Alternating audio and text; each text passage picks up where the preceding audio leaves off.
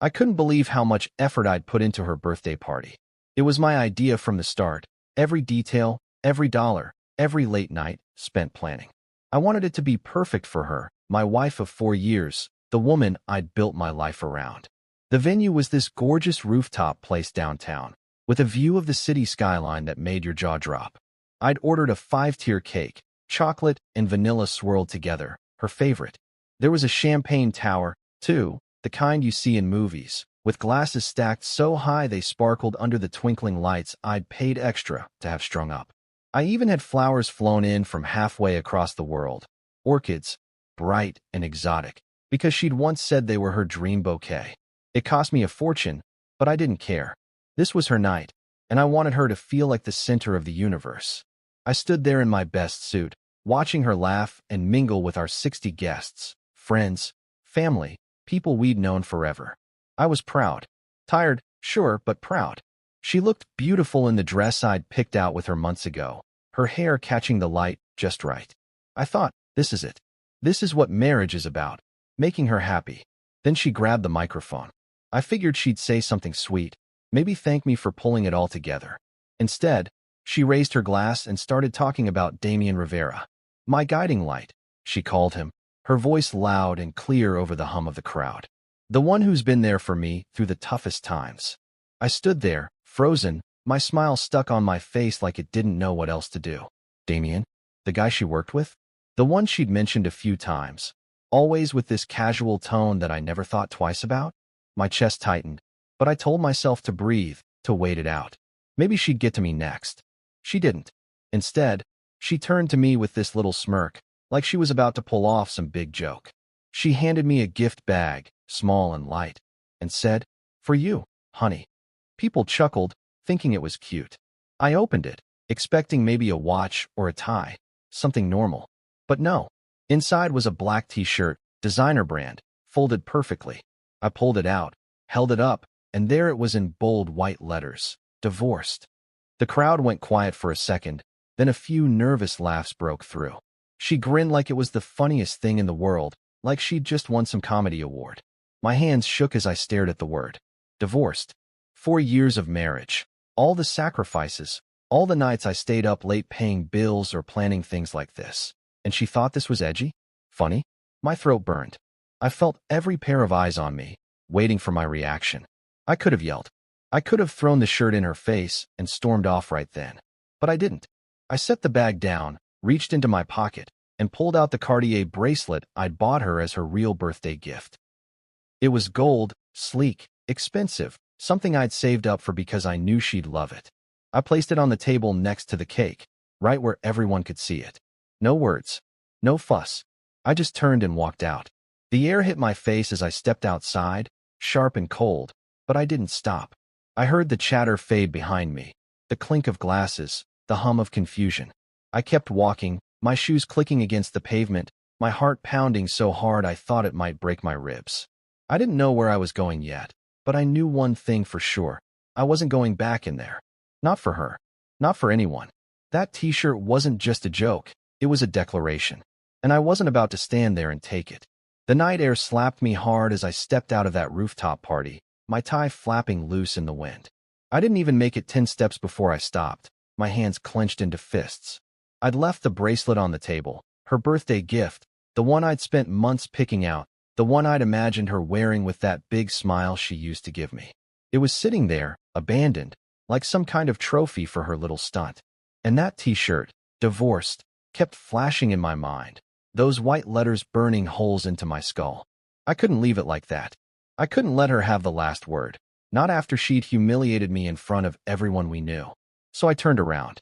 My legs moved before my brain caught up, carrying me back through the glass doors, past the confused valet guy who'd barely opened his mouth to ask for my ticket. The party noise hit me again. Laughter, clinking glasses, some upbeat songs she'd picked for the playlist. I didn't look at anyone. Not her friends. Not mine. Not the waiters weaving through the crowd with trays of champagne. I marched straight to that table, the one with the cake and the flowers and the bracelet gleaming under the lights. She was still up front, chatting with Damian, her back to me, probably thinking I'd slink off like some wounded dog. I grabbed the bracelet, the cool metal slipping into my palm, and shoved it back into my pocket. No one said a word. A few heads turned, eyes wide, but nobody stopped me. Maybe they were too shocked. Maybe they didn't care. Either way, I was done.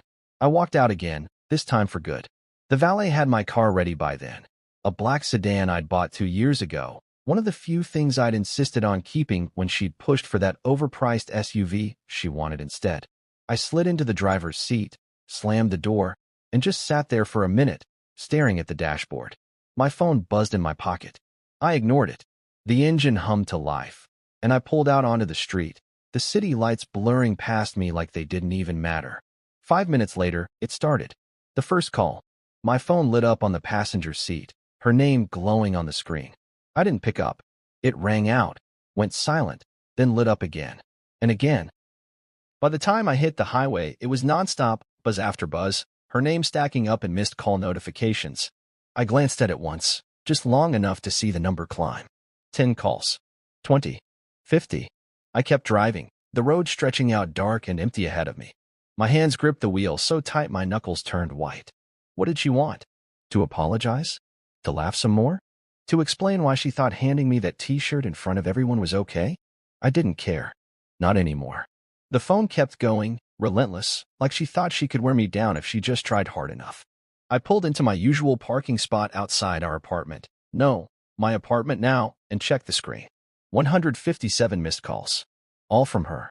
I turned the phone off, the silence hitting me like a wave. I sat there in the dark, the engine ticking as it cooled, and something clicked inside me. This wasn't just about the party. It wasn't just about walking out. That t-shirt, those calls, her thanking Damien instead of me, it was the end of us. For years of bending over backwards, of putting her first, of thinking if I just tried harder, she'd see me the way I saw her. And for what? To be the punchline of her big night? I grabbed my keys and stepped out, the cold biting at my face again. The apartment building loomed above me, quiet and familiar, but it didn't feel like home anymore. It felt like a shell, like something I'd outgrown without even realizing it. I didn't know what came next, where I'd go, what I'd do, but I knew one thing. I wasn't answering those calls. Not tonight. Not ever.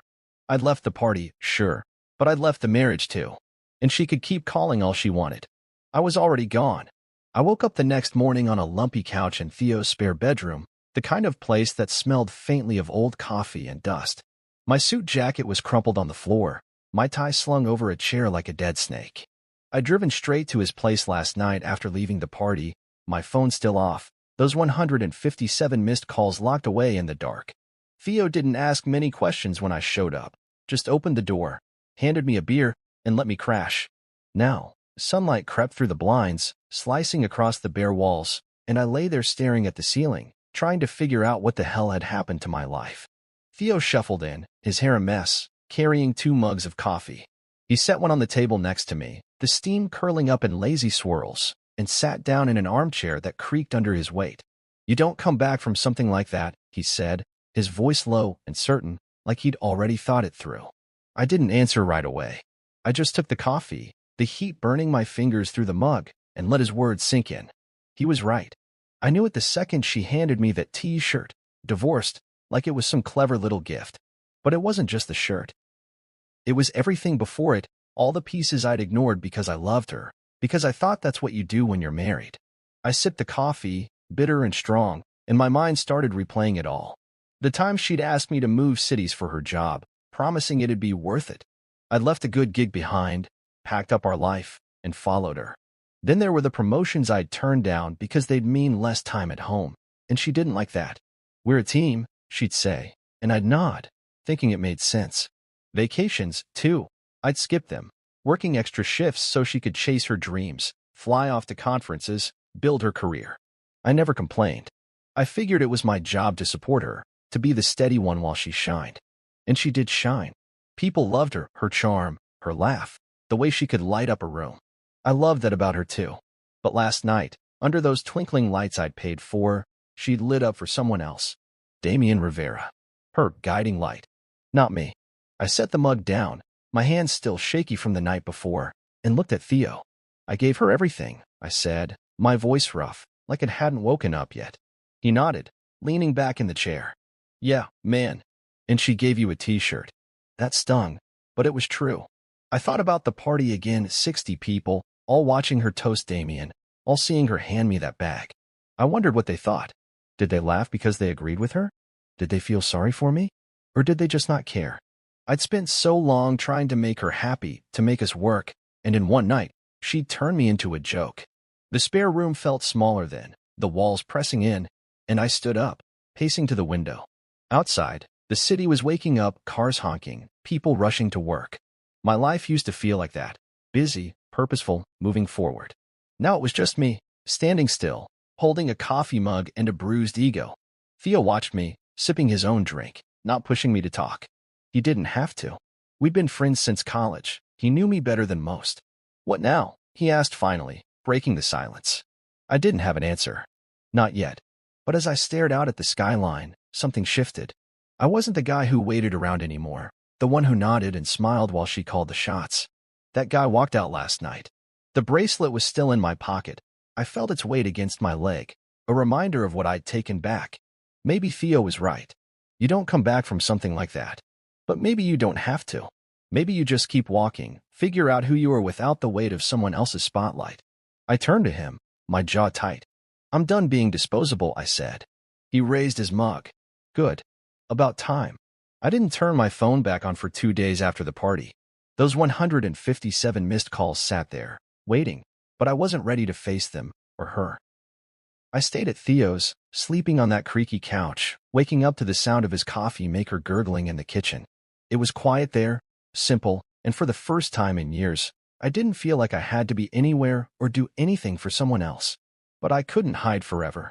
I had a life to sort out, a marriage to end, and I wasn't about to let it drag on louder than it already had. So I made a call not to her, but to Clara Mendez, a lawyer I'd heard about through a guy at work. She was sharp, tough, the kind of woman who didn't mess around. We met at her office downtown, a small space with big windows and stacks of files on every surface. She didn't smile much, just shook my hand and got straight to it. What's your goal here? She asked, pen poised over a notepad. I leaned back in the chair, the bracelet still in my pocket like a stone I couldn't shake. I want out, I said. Clean. Quiet. No drama. She nodded, like she'd heard it 100 times before. Good. I don't do loud divorces. They're a waste of time. I liked her already. I told her about the party, the t-shirt, Damien, everything. She didn't flinch, just scribbled notes and asked questions. How long we'd been married, what we owned, who paid for what. I told her I'd covered most of it, the apartment, the cars, the party itself. Clara raised an eyebrow but didn't comment. By the end of the hour, she had a plan. We'll file quietly, she said. No public mess. You keep what's yours, she keeps what's hers. If she fights, we'll deal with it. I trusted her. She had this edge, like she'd seen too many marriages fall apart to care about the theatrics. For her, it was business. For me, it was survival. I left her office feeling lighter, like I'd handed over a weight I didn't know I was carrying. That night, I moved back into the apartment, our apartment, though it didn't feel like ours anymore. She wasn't there. Probably at her sister's or some friend's place, licking her wounds after I didn't pick up. I didn't care where she was. I just wanted my space back. The next morning, I went to work. I'd taken a day off after the party, but now I was ready to dive in. My job wasn't glamorous project management for a tech firm, but I was good at it. I walked into the office, past the cubicles and the coffee machine, and sat at my desk. My inbox was a mess, but I didn't mind. I started sorting through emails, flagging the urgent ones, setting up meetings. It felt good to focus on something I could control. Around noon, my boss, Gregory, stopped by. He was a big guy, loud voice, always wearing ties that didn't quite match his shirts. You're back, he said, leaning against my desk. Heard you had a rough weekend. I shrugged. Something like that. He didn't push, just tapped the folder he was holding. Got a new client. Tough one. You want it? I looked up at him. Normally, I'd hesitate. Big clients meant long hours, and she'd always hated when I worked late. But she wasn't here now. Yeah, I said. I'll take it. Gregory grinned. That's what I like to hear. The rest of the day flew by. I dug into the project, some startup needing a full system overhaul, and lost myself in the details. Spreadsheets, timelines, budgets. It was messy, complicated, and exactly what I needed. By the time I left the office, the sun was gone, and my head was clear. I stopped answering her texts that week. They'd started after the call stopped, short ones at first, like, "Where are you?" And "We need to talk." Then longer, rambling ones about how she didn't mean it, how it was just a joke. I didn't reply. Clara had the papers ready by Friday, and I signed them in her office, my hand steady on the pen. It wasn't about revenge. It wasn't even about her anymore. It was about me, about taking back the life I'd let slip away. Gregory called me into his office that afternoon. "You're killing it," he said. "Keep this up. We're talking promotion." I nodded, a small smile tugging at my lips. For the first time in years, I felt like I was moving forward, not for her, not for us, but for me. I started running every morning before the sun came up, when the city was still half asleep and the streets were mine. It wasn't something I'd planned. Just woke up one day at Theo's, my head buzzing with everything, and decided I needed to move. I pulled on an old pair of sneakers, a t-shirt, and some shorts I hadn't worn in years, and hit the pavement. The first mile was brutal. My lungs burned, my legs felt like lead, and I thought about turning back. But I didn't. I kept going, one step after another, the cold air biting at my face. By the time I got back to Theo's, sweat was dripping down my neck, and my chest heaved like I'd just fought a war. It hurt, but it felt good, like I was shaking off pieces of the man I used to be. I'd spent so long sitting still, waiting for her to notice me, to need me, that I'd forgotten what it felt like to push myself. After that, it became a routine.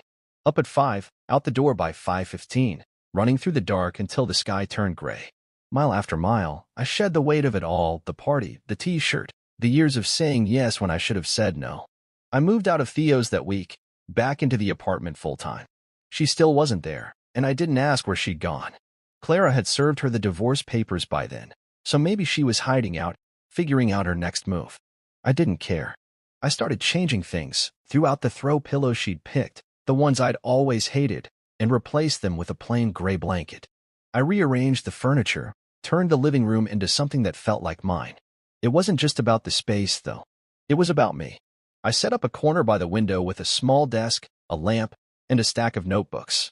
I started writing things down, ideas, plans, stuff I'd always wanted to do but never had the time or guts for. Vision boards came next, pinned up on the wall with pictures of places I wanted to see, projects I wanted to tackle. I wasn't just rebuilding a room. I was rebuilding myself. Work got intense, but I loved it. The client Gregory gave me was a nightmare, demanding, picky, always changing their mind, but I handled it. Late nights at the office turned into early mornings running, then back to the desk with coffee in hand. I was tired, sure, but it was the good kind of tired, the kind that comes from doing something for yourself. One day, I got a call from Sasha, a kid I'd met at a networking event a year back. He was young, maybe 25, with big ideas and no clue how to make them happen. "I've got this startup," he said, his voice fast and excited. "Me and my buddy Omar. We need help." I met them at a diner downtown, the kind with sticky tables and waitresses who call you Han. Sasha had wild hair and a laptop covered in stickers. Omar was quieter, scribbling numbers on a napkin. They pitched me their idea, a delivery app for small businesses, something local, something real. It was rough, but it had potential. "I'm not a tech guy," I told them, "but I can get you organized. Set up a plan." They grinned like I just handed them $1 million. I started meeting them once a week, going over budgets, timelines, talking them through the chaos. It wasn't paid, but it didn't matter. It felt good to help, to build something from scratch. One night, after a long session with them, I sat at my desk in the apartment, staring at the vision board. There was a picture of a beach in Thailand, a skyscraper in New York, a sketch of a house I'd always wanted to own. I grabbed a pen and added something new. Invest in Sasha and Omar. It wasn't just about money. I wanted it on their dream, wanted to see it grow. The runs kept me sane. Every morning, I'd push a little harder, go a little farther. My body changed, my shoulders got broader, my legs stronger, but it was more than that. I stopped feeling like the guy who'd stood there holding that divorced t-shirt. I stopped waiting for her to call, to apologize, to make it right. She didn't matter anymore. The apartment wasn't a war room yet, but it was getting there: plans, ideas, a life I was making for him. I'd taken back the bracelet that night, but now I was taking back everything else. And it felt damn good. I was sitting in my office one afternoon, the sun slanting through the blinds, when my phone buzzed with a text from an old friend, Mark. He wasn't close to her, not really, but he ran in the same circles, so I figured he'd heard something. You okay, man? It read. Heard she's not doing so hot. I didn't reply right away.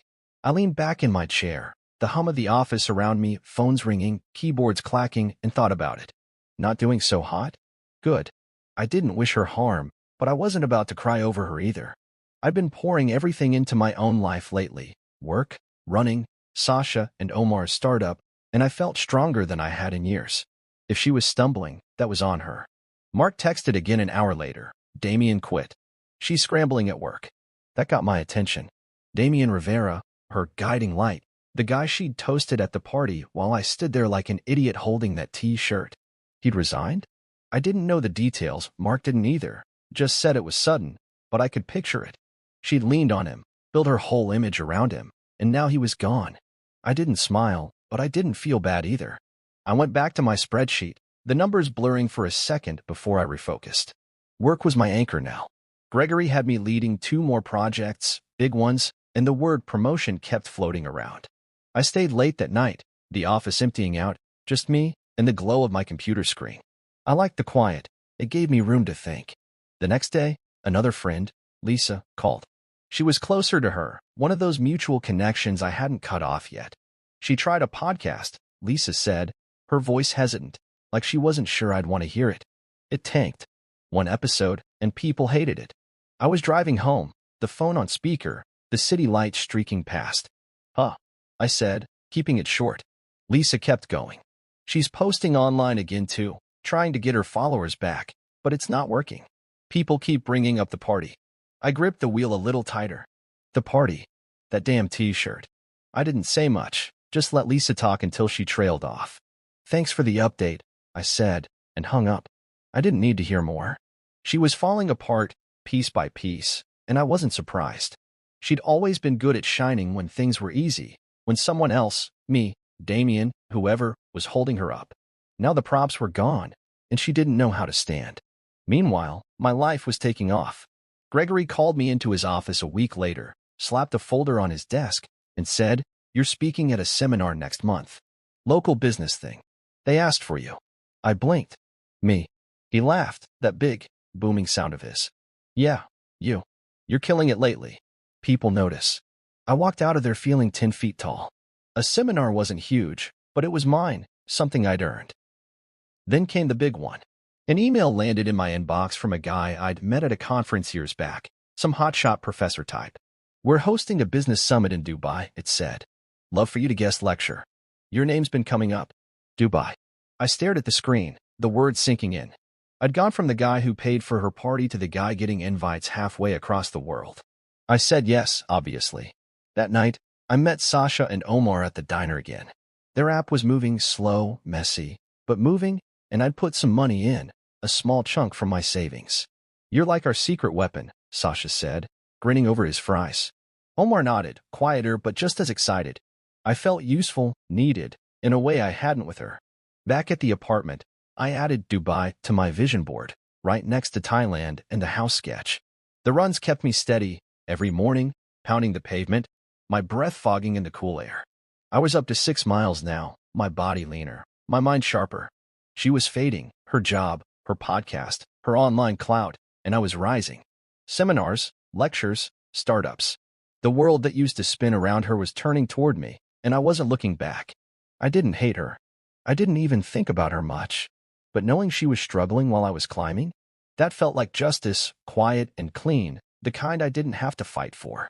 I was sorting through some old files in the apartment one evening, the lamp casting a warm glow over my desk, when I found it, an envelope tucked between a stack of tax returns and some random receipts. It wasn't from Clara or anything official. It was handwritten, her familiar loopy script spelling out my name on the front. I froze for a second, my fingers hovering over it. I hadn't heard from her in weeks, not since the text stopped and the divorce papers were signed. Part of me wanted to toss it straight into the trash, unopened, but curiosity got the better of me. I slid it out, the paper crisp and heavy, and unfolded 4 pages of her words staring back at me. I sat down, the chair creaking under me, and started reading. "I didn't mean it," she wrote first, her pen pressing hard into the paper like she needed me to feel it. "The T-shirt was supposed to be funny, a stupid joke. I didn't think you'd leave." I stopped there, my jaw tightening. A joke. That's what she called it. Even now, 60 people watching, Damien smirking beside her, me holding that divorced shirt like some prop in her comedy show. I kept going. She filled the pages with apologies, excuses, memories. Remember the beach trip 2 years ago? She wrote. You carried me through the sand when I twisted my ankle. We were good then. Yeah, we were. I remember that day, sunburned, laughing, her clinging to my back as waves crashed around us. But that was before the moves, the sacrifices, the slow drift where I became the guy who paid for things while she chased her spotlight. She went on, her tone shifting, softer. I miss you. I didn't realize how much I needed you until you were gone. I set the letter down for a minute, staring at the wall. Needed me? She'd needed me to plan her party, to fund her dreams, to stand there while she thanked Damien. But me, the real me, not the husband who said yes to everything. She hadn't needed that guy in a long time. I picked it back up, flipping to the last page. I'm sorry, she wrote, over and over, like a chant. I messed up. I want to fix it. Fix it. I almost laughed. What was there to fix? The marriage was done, papers signed, apartment split, her stuff gone. She'd handed me that t-shirt and thought I'd just shrug it off. Come back, keep playing my role. I read it all once, start to finish, then folded it neatly in half. I didn't rip it up or burn it like some dramatic movie scene. I just opened the drawer next to my desk, the one with my birth certificate, my passport, a few old photos, and slid it in there. It wasn't trash, not exactly. It was a record, proof of who I'd been, who she'd been, and what we'd lost. But it didn't change anything. I wasn't writing back. I wasn't calling her. I'd spent years waiting for her to see me, to say something like this, and now that she had, it didn't matter. The words were too late, too hollow. I got up, grabbed a glass of water, and stood by the window, looking out at the city lights. The vision board was pinned up nearby, Dubai, Thailand, Sasha, and Omar's startup. That's where my head was now, not in her letter, not in the past. I thought about the party again, that smirk on her face when she handed me the bag. She hadn't meant it. Bull. She'd meant every second of it. Meant to show off, to flex her new life with Damien in front of everyone. And now, with him gone, her career slipping, she was scrambling, reaching back for the safety net I'd always been. I wasn't that guy anymore. The next morning, I ran my usual route, the air crisp and sharp in my lungs.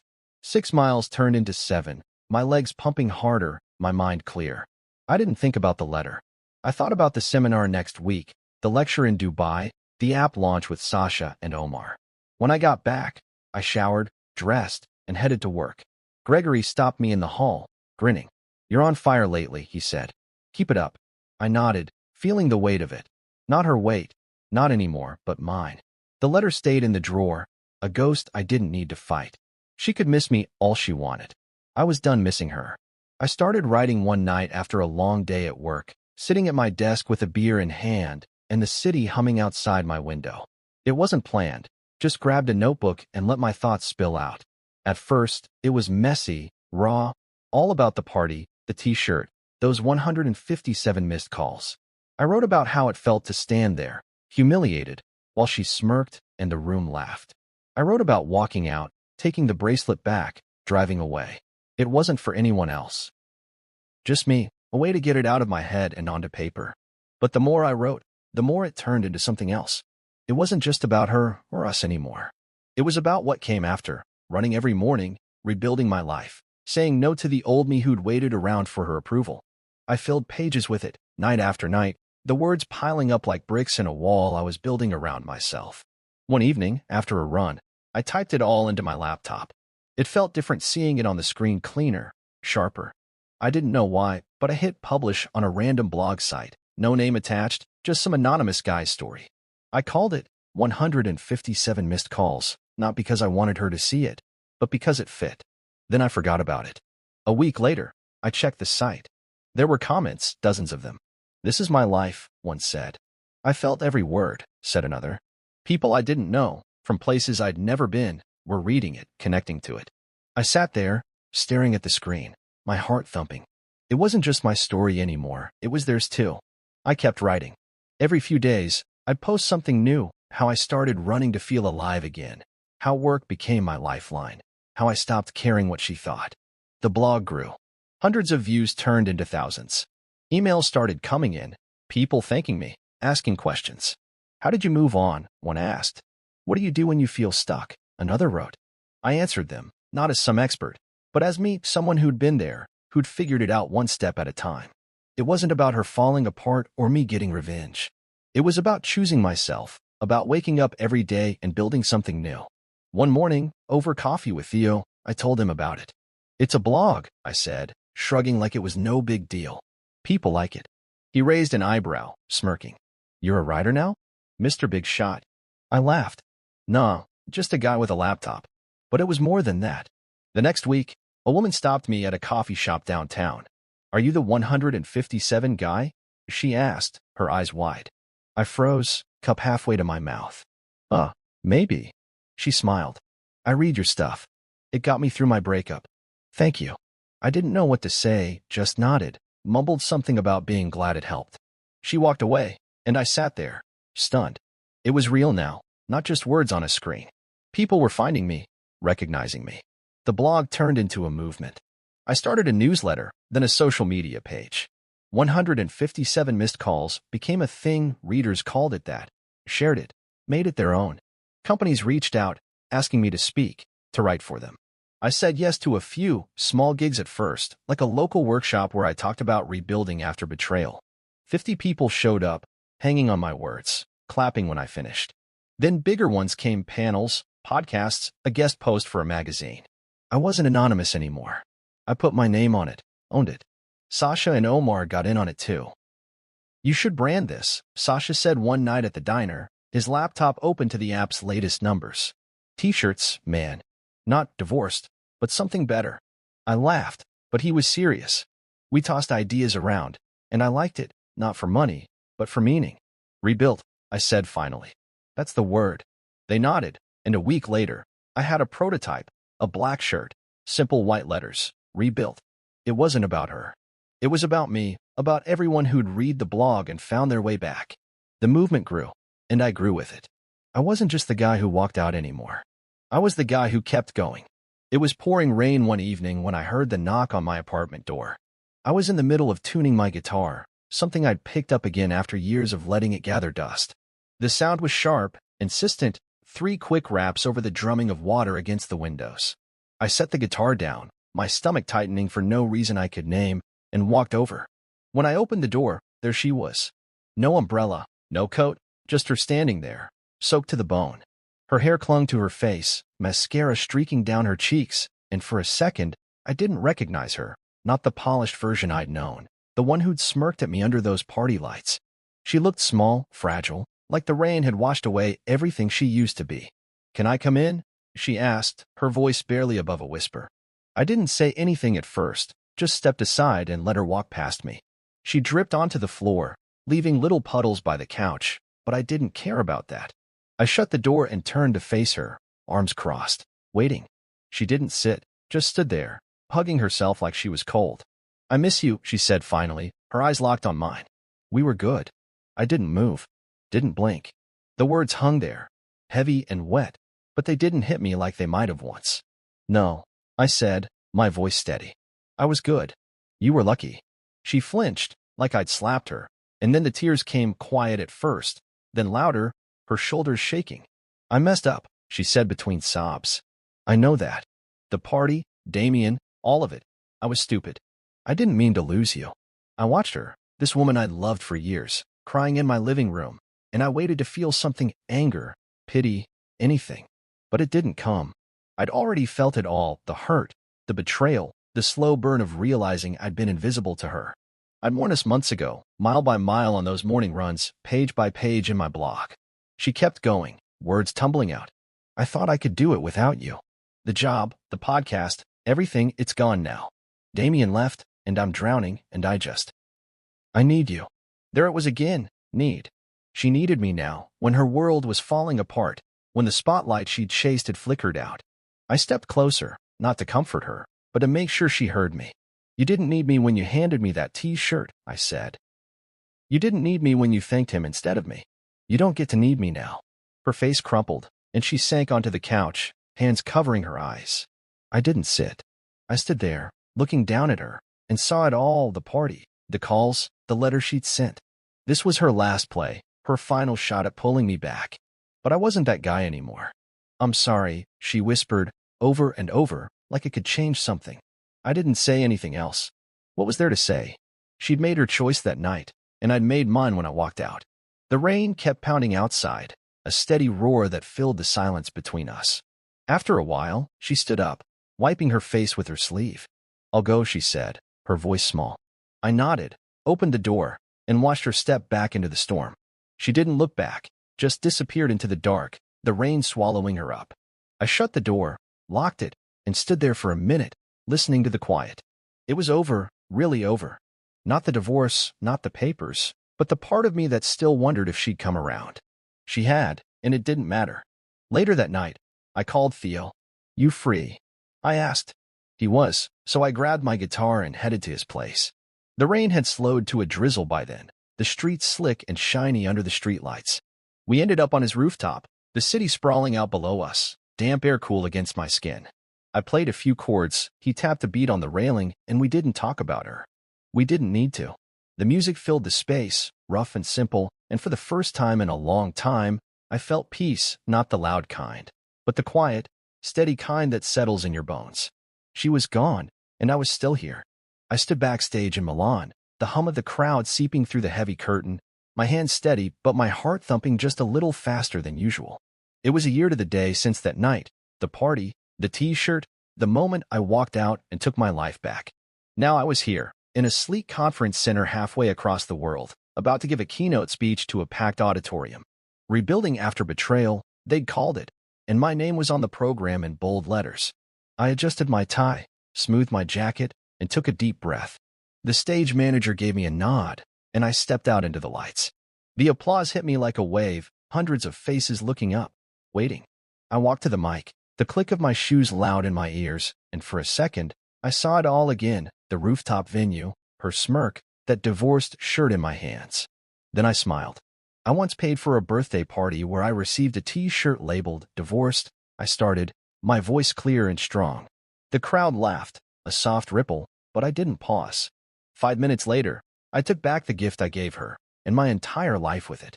They went quiet then, leaning in, and I kept going. I told them about the 157 missed calls, how I left that night and didn't look back. I talked about the runs at dawn, the late nights at work, the blog that turned into a movement. I didn't mention her name, didn't need to. This wasn't about her anymore. It was about me, about the people in that room who'd been broken and built themselves back up. I told them how I'd signed the divorce papers with Clara, how I'd poured myself into Sasha and Omar's startup, how I'd stood on Theo's rooftop playing guitar in the rain.